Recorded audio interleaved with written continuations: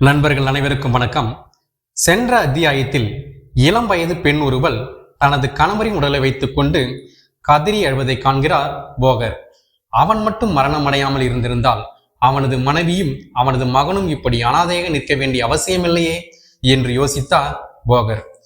அவன் இறக்காமல் இருந்திருந்தால் அவன் குடும்பத்தாருக்கும் அவனது உற்றத்தாருக்கும் எவ்வளவு நன்மையாக இருந்திருக்கும் என்று எண்ணினார்.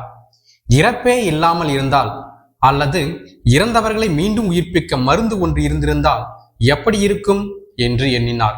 இது சாத்தியமாவதற்கு ஒரே ஒரு வழிதான் இருக்கிறது. அதற்கு சஞ்சீவினி மார்க்கத்தை அறிய வேண்டும் என்று முடிவு செய்தார். அவர் வந்த வழியே மீண்டும் இமயமலையை நோக்கி செல்கிறார். அங்கே தவம் செய்து கொண்டிருந்த சித்தர்களிடம் அதற்கான வழியை கேட்டார்.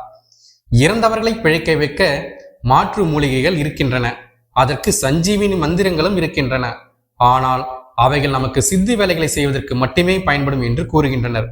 மேலும் மேருமலை சித்தர்கள் மட்டுமே அறிந்த ரகசியம் அது என்று கூறுகின்றனர். மேருமலையை நோக்கி போகர் பயணிக்கிறார். அங்கு சென்று பார்க்கிறார். ஆனால் அங்கு சித்தர்கள் யாரும் இல்லை. அவர் கண்ணிலும் படவில்லை. காலங்கிநாதரின் சமாதி ஒன்று மட்டுமே அவர் கண்ணில் படுகிறது. அப்பொழுது திடீரென பலத்த சிரிப்பொலி. அவரை சுற்றி பல சித்தர்கள் கேலியாக அவரை பார்த்து சிரிக்கின்றனர். போகரை பார்த்து, யார் நீ என்று சித்தர்கள் விசாரிக்கின்றனர். நான் காலங்கிநாதரின் சீடன், என் குருநாதரை தரிசிப்பதற்காக இங்கு வந்தேன் என்று கூறுகிறார் போகர். மீண்டும் சித்தர்கள் அனைவரும் அவரை பார்த்து சிரிக்கின்றனர். காலங்கிநாதருக்கு நீ மட்டுமே சீடன் அல்ல, நாங்களும் சீடர்கள் தான். ஆனால் உன்னை போல் என்றாவது ஒரு நாள் அவரை வணங்கும் சீடர்கள் இல்லை. அவரை விட்டு எப்பொழுதும் பிரியாத அவரின் நிழலை போன்ற சீடர்கள் என்று கூறினர். அது இருக்கட்டும், எதற்காக இங்கு வந்தாய் என்று சித்தர்கள் போகரை நோக்கி கேள்வி கேட்டனர். போகர் தனது தவறை உணர்கிறான். தான் மட்டுமே காலங்கிநாதரின் சீடன் என்ற கர்வம் அழிந்தது. உலகத்தில் பிறந்த எவரும் இறக்காமல் இருக்க சஞ்சீவினி மந்திரத்தை கற்றுக்கொள்ளவே இங்கு வந்தேன் என்று போகர் கூறினார். சித்தர்களுக்கு சிரிப்புத்தான் வந்தது.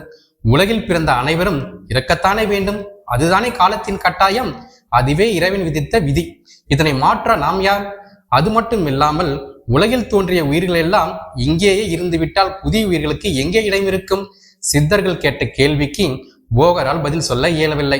எங்களுடன் வா என்று போகரை சித்தர்கள் ஓர் இடத்திற்கு அழைத்து சென்றனர்.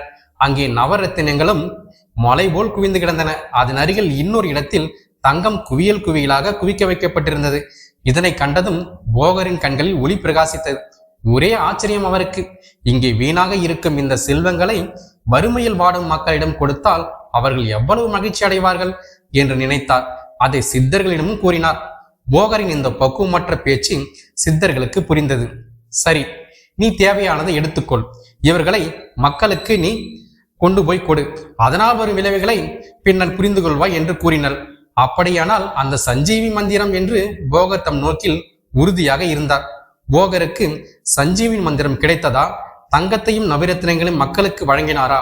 அதனால் அடைந்த விளைவுகள் என்ன? இனிவரும் அத்தியாயங்களில் காண்போம். நன்றி நண்பர்களே.